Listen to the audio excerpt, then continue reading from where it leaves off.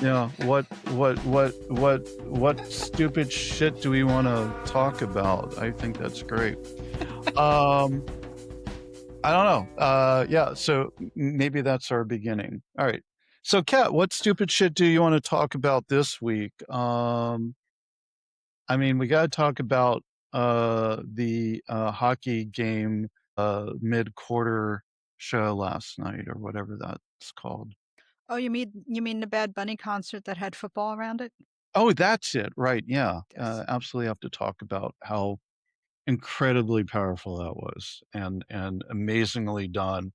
And apparently a friend of a friend was one of the producers on it. And so I Oh, feel that's cool. extra glowy today that I'm like 2 degrees, 3 degrees, 3 degrees, 2 degrees from one of the producers, if not the producer. I'm not sure, but Yeah. the inclusivity was amazing. I actually saw 3 or 4 white folks as backup dancers in there, so that seemed about the right ratio from the normal stuff. No, I mean, All the whole thing was amazing. It was well done. The one thing about all the halftime shows is they definitely over the years take time. So it's like whoever's performing somehow gets this phenomenal visual show that has layers and layers and layers to yeah. unpack. Like last year, Kendrick Lamar's thing where everyone was dressed in red, white, and blue and what that symbolized. That And was amazing, and when the Lady revolution Gaga will did be hers, televised was amazing when he said yeah, that, I was like, "Fuck yeah." you Anyway, know, and like, Samuel Jackson as Uncle Sam. I mean, like every year there is something you can unpack and uh, discuss and deconstruct. This was great because you get that whole thing of sugarcane fields, which were little people inside those. where the wait, Yeah, what? because you can't so because the football field here dumb facts that I learned about and that somehow take up space in my brain, but smart facts just go right out the window. Because the football field is special, and I think it's real grass, they can only have so many machines and carts and wheels on the field. Okay. So to have that many rows of grass up and running around and everything, they couldn't just wheel out and plop them down as fixtures. So those are actually people inside. That's why they all kind of Oh, yeah, sh yeah. that's incredible. So there's only a certain limit of, like, Uh, actual fixtures, so, like, the house obviously has to be wheeled out, mhm. the electric poles, things like that, but anything else which is why it was so easy also for it to deconstruct and move when it was Yeah, time to get yeah, off I the was field. wondering about how they break that down, yeah. That's Yeah. incredible. I So hope they're imagine well getting the paid. gig where you get to be a bush for Yeah, 15 but minutes. for 15 minutes and have somebody, like, shaving the husks off of you. I don't know if you've ever had fresh or relatively fresh sugar cane, Mm-mm. but, mother of my kids, grew up in Malaysia, and, we were in Columbus, Ohio, had our first 2 kids, and we've a brand new Asian grocery store, opened up a mile down the street, and we went to it, and they had a little barrel of recently cut sugar cane, and she bought 2 Oh, wow. stalks of it, went back to the house, got the sharpest knife we could, and shaved it off, and then cut into little cubes, and it's fibrous, and you kinda, like, chew on it and just kinda, like, suck the sweetness out of it. Oh, It was incredible. It was just such an amazing thing to have that represented and how fucking hard work that is mhm. at that scale on a fucking football field, right? All of it was so gorgeously done, and I think if you keep watching it, you see more and more each time. It keeps unpacking little vignettes that are woven throughout the whole thing, like the wedding was Oh, yeah. real, That and, is wild. Could you imagine, "Hey, what do you wanna do? You wanna get married at the Super Bowl? Okay." "Yeah, I know this guy named Bunny, and, he was looking for" anyway, I do um have a fun fact that one of my yeah, friends please. texted me this morning. She said, "Did you know that the halftime show as we know it is a result of the TV show In Living Color?" Did you What? know that? No, I did not. So apparently during the halftime, one year they lost a ton of people because people turned over to watch In Living Color instead of the halftime show. They probably had Kenny Rogers or something that year, and everybody's Whatever like, it was, people "We are like, "No, can't I'm gonna listen watch to In the Living Color." Gambler one more time," or Kenny G. Yeah, interesting. That's phenomenal. I mean, talk about marketing. Regardless, we all know the NFL has all of its issues. We all know how they feel about when you take a knee and all this other shit. Yeah. Their commercials every year, their performers throughout the year give a totally different message. So you kind of want to believe that they're not total capitalist scuzzy like the Tapusa halftime show people. Yeah, um, And I am calling it Tapusa. Tapusa, I like it, yeah. Well, Well, I I got that from Ebro Lauren Rosenberg's podcast, and I was like, "Oh yeah, Oh, I'm nice. keeping that." Yes. No, no, no, absolutely. I mean, it'd be better if we could figure out to make it Taputa, but, anyway, sorry. The 3 words not in English that I know. The Yeah, I it's messy. It's sorta like the, rainbow-sponsored Bud Light Mhm, stuff during Pride, right? mhm, It's kinda like, yeah, but the rest of the year, whom are you harming, right? Right. I would I changed my mind on this several years ago about I would rather see bad actors do some good rather than not do some good, and that doesn't give them a pass, Right. but some good is better than less good.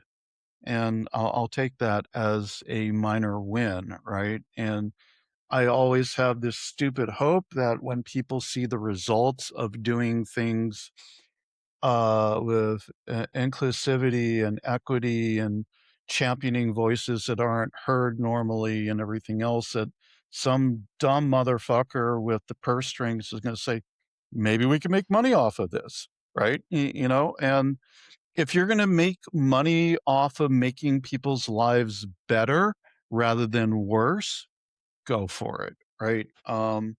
Honestly, that's how gay marriage gained footing when things like American Express and cruise lines and vacations and airlines realized like, "Oh, some of these men are white collar workers.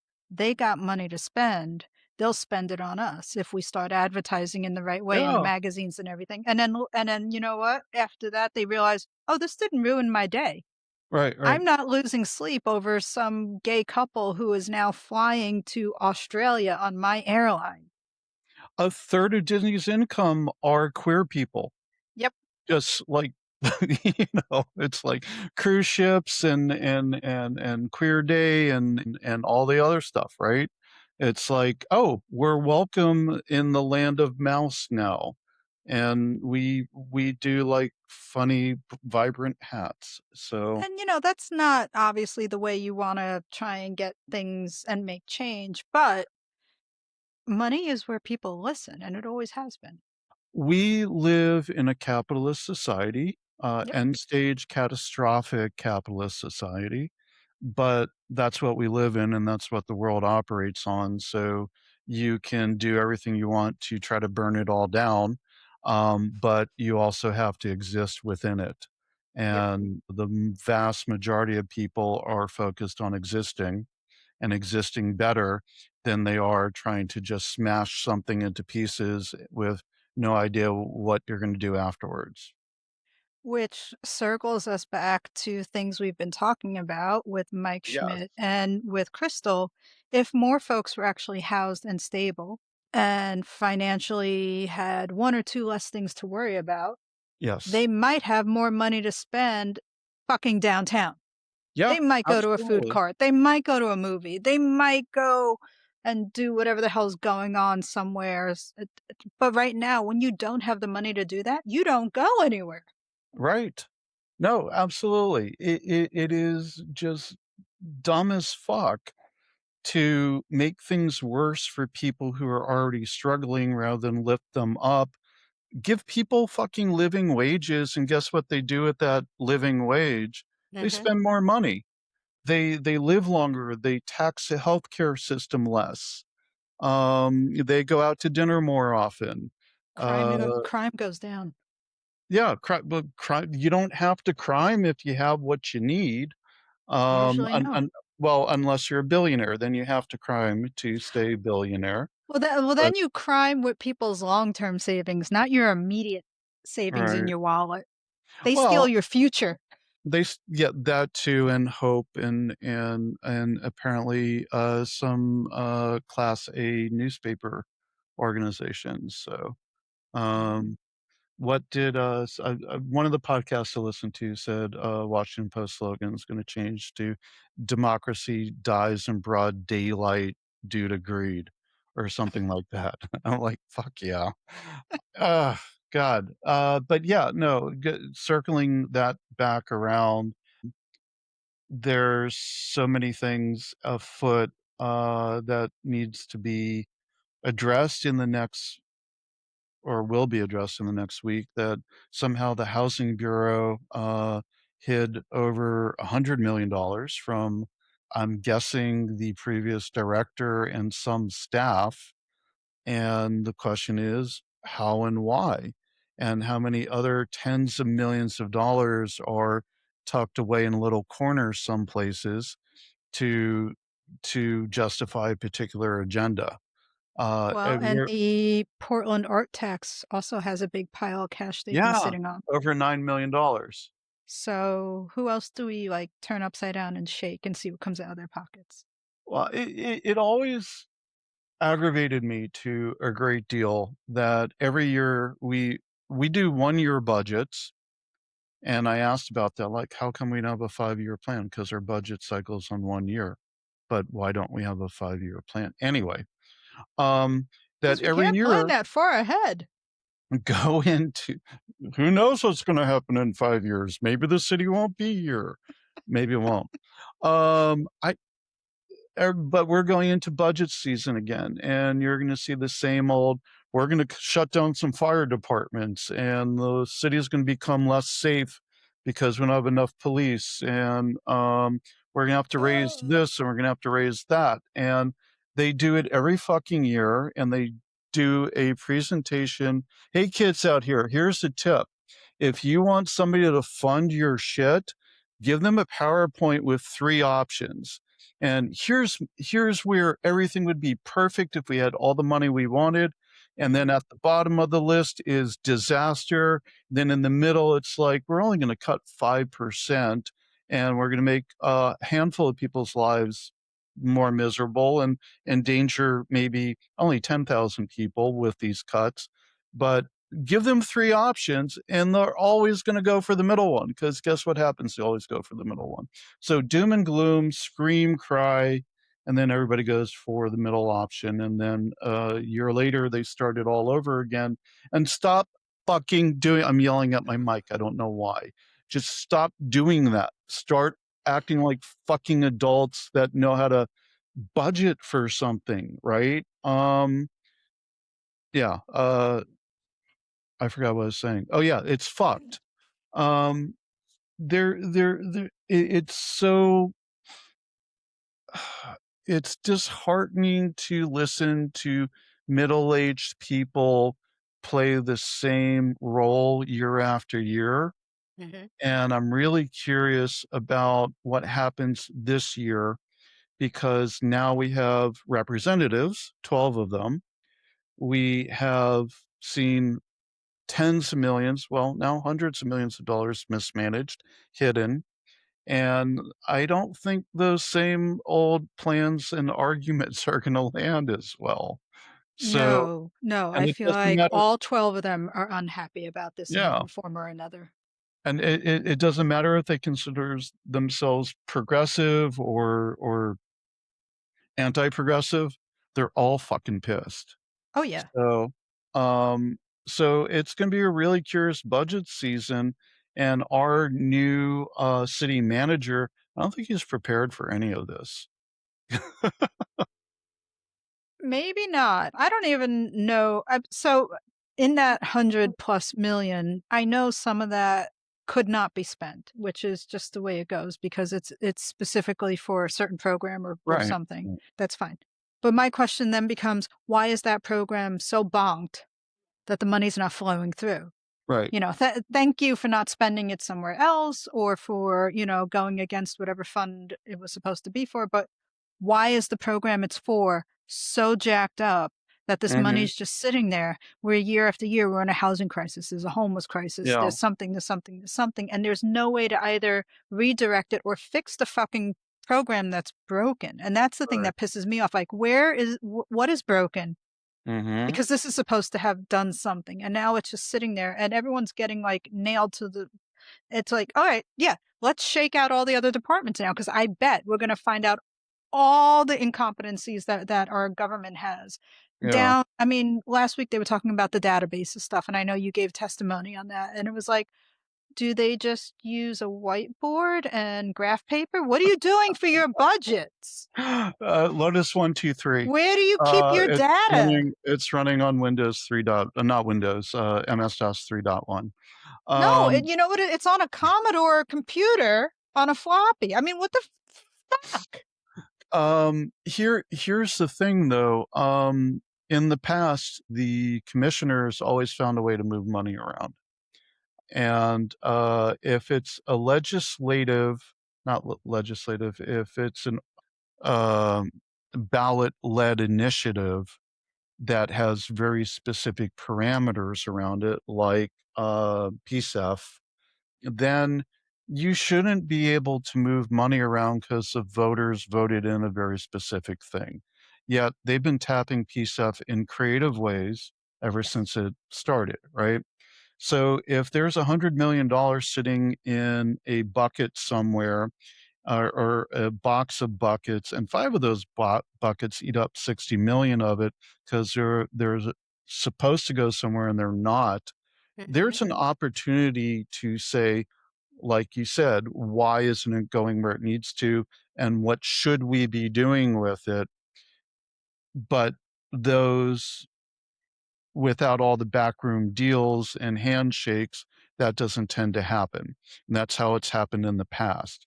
And it should not be backroom deals and handshakes. It should be in the forefront saying, we have $20 million here, we have a gap, 20 million's there, and we need to get people off the fucking streets and not just into shelter beds. Let's go buy 2 hotels, right? Mhm. Whatever it's going to be, there's gotta be a way to do that. I don't understand the reverence for the restrictions, which I guess, gives a plausible deniability for being successful, but yet when they really wanna find money for something, they still can find it. It's like they're talking out of 3 sides of their mouths at the same time. You know, it's really funny, and this is gonna sound really simplistic and simple, but some days I'm very simplistic and simple. When I used to play SimCity, you Mhm, would start out small, and the houses and apartments were tended to be really low income looking. And then you mhm, remember as your city grows, they would naturally renovate themselves. mhm. And if you grew too fast or did something bizarre with your zoning and stuff, you would end up with folks who are actually unemployed and houses running around your parks, Yep. which is always very funny looking to me because it's like they're not doing anything. They're literally just walking around in circles. But you had a choice then. So it was like play with the taxes, zone something else, maybe knock down an area, rebuild it, take out the houses that have been abandoned and try and redo that, or knock down certain industry, knock down some low residential and put in high res. Right, So the apartments looked good, or you put down the big spaceship ones you could buy at a certain point. right. If you did that too fast and you didn't do it with actually trying to figure out how am I also going to get jobs and education and everything else, those buildings stood empty. Yep, And those people were still running around in the park. Now, this is a video game. yep, This is not real life. But the fact is like even that game was built in such a way to talk about some common sense bullshit. yeah, And then you see from Ted Wheeler to Wilson and Portland Business Alliance, which is now Portland Metro Chamber, or They probably have 3 other nonprofit names, and I don't really care anymore, I just know it's the same players over and over again, Right, right, doing the exact opposite of what is common sense. right, And part of it sounds like what they want to do is just get rid of the quote unquote poor people and bring in all these quote unquote rich people who aren't going to spend money here. They're going to go and take a fucking vacation somewhere else and spend money somewhere else. They're going to put their money in their stock market or whatever else. They're not spending it necessarily locally unless they have to go to fucking Whole Foods. right. They ain't buying Um, clothes downtown. There's no downtown. Instacart, deliveries and yeah, Or Amazon. I mean, legit, they're buying shit and they're just having it delivered. They're not shopping. yeah, no, they're too busy to actually do that. Meanwhile, people have to ride a bus, and like you said when we talked to you last year on the podcast, trying to try carrying 3 bags of groceries on a bus and then walk Mhm, a mile from the stop. Add some weather into it, and it's fucking impossible.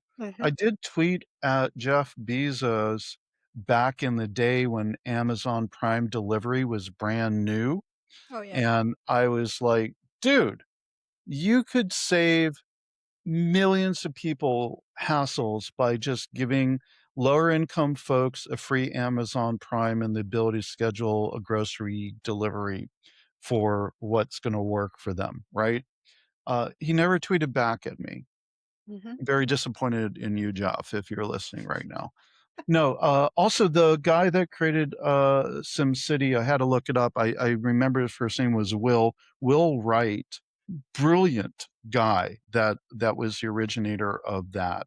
It reminded me of a video game that I loved. One of the first ones I ever played was called Balance of Power, and, Chris I should look it up. I can't remember Chris's last name, who created it. It was a geopolitical simulation where you were the president of the United States and you had a set of advisors and things would happen in the world.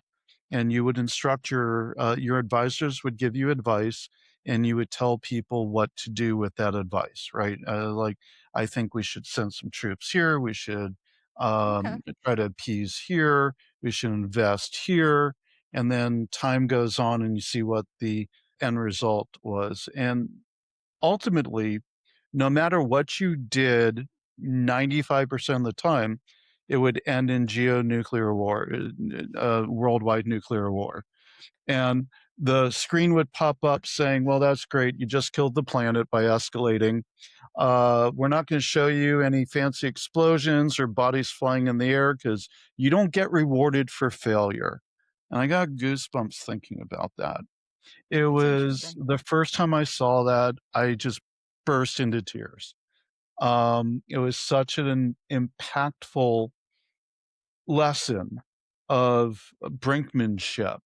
There's no fucking winners. So Mhm. if you're going to play brinkmanship with your budgets without actually solving any problems, there's no real winners either. We're going to try to do our very entertaining banter and update about once a week. Probably should have opened up with this in case you've been sitting through however long we've been sitting here. Just sit here, Um, listen to us for like 20 minutes and be like, "Are they okay? They're not okay. no, They're they're not not okay. okay. They're not okay. They're not Um, okay. The white people aren't okay. Ain't nobody okay." No, nobody okay. Everybody bad. Bad Bunny was amazing. Anyway, our we want to be able to do some interstitial episodes, just talk about things that are going on our mind, bring some awareness to some things. So if y'all aren't familiar with the budget stuff, go take a look at that, and start showing up. If you can't be at city council, they only do 1 evening session, or now it's 2 a month, I think. Or is it They only do an still 1? afternoon session, so they do the 2 Afternoon. to 5 on Thursday, and then once a month, they do an evening one, and that's where they'll put the stuff where they want a lot of community input. Right. And if you can't make the daytime ones, a lot of times I try and carve out time so I can live post on Blue Sky. I'm not gonna promise it's got any sense of intelligence. It's usually just sarcastic shit, but you will know what's going on. Yeah. Well, that and if you sign up for the agenda and you see something you want to speak on, you can send an email.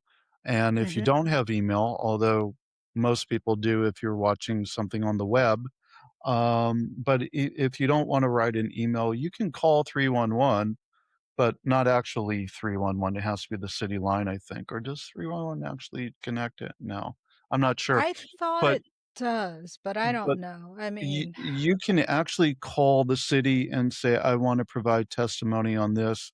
Here's what I wanna say," and they will read it into the record in the background. They won't read it live, but it will get recorded. So, we have representatives, be heard, tell them who you are, what district you're from, and that stop playing with this fucking bullshit and get some work done. 'Cause, no one's really doing any no, they no. most of them are doing a great job. And Honestly, even the I can ones I who aren't doing a great job are still working their asses off. even the ones where I don't agree with some of the directions they take, I can tell Yeah. that they're all working. Yeah. I will No. say that. I mean, even if there's a council member I don't agree with, let's say 80% of the time, I can tell that they're actually working and doing their job. Yeah. Their goal is my goal, but how they get there is different. And Right. that's where I'll disagree with them, which is And radically occasionally different from the right. prior council where it was like, No. that person is just evil. I had a coworker, I won't mention their name, but a coworker who worked in City Hall alongside me for a while. We had brunch several months after they were let go for some ridiculous ass reasons. But their comment was, man, that's the easiest fucking job in the world. You show up, you command people to go do stuff, and you go have lunch with important people. And I'm like, pretty much. So, not anymore. No. Let's get our money's worth out of these guys. Yeah, Anyway, this new council and then the folks on it, I am so glad I mean, that was systemic change. yeah, That is what change looks like, yeah, and thank God we fucking got there. yeah. And for everybody who says that you can't change something from the inside, you're wrong. You can change things from the inside, but you have to have a really good argument and get people on board to make it happen. And you And it gotta hit happened. from all angles, all the Yep. angles. So, Yeah. march in the street, bang on the doors, write the testimony, scream, take it to your social media, do whatever you need to do, but you gotta do it from all the angles. Yep. Absolutely. All right. Anyway, Maybe there's like $500 million for housing. maybe there's like a fucking mummy buried underneath City Hall. Oh man, we should start digging.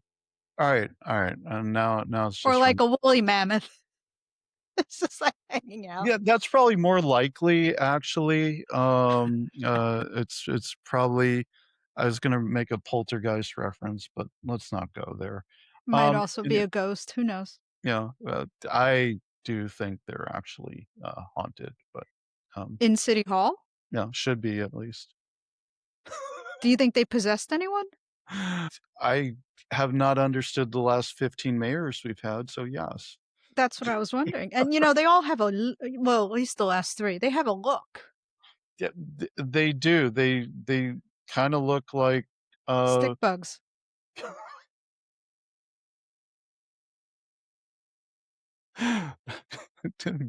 white birch stick bugs. Yes. Anyway. Stick bugs dipped in mayonnaise and then put a little tie on it and send them out the door. Uh, uh, Keep this part. No. it's staying in. No, I don't fucking care. That's totally staying in. All right. All right. With that, I think thanks, Kat. Good seeing you. Alright, bye. Talk to you later. Progress Portland is also on Facebook and Instagram, and we have event listings and updates on our website, progressportland.org. There's a content form on our website if you'd like to help out or have questions or comments. Our theme music is by the Portland band Helvetia.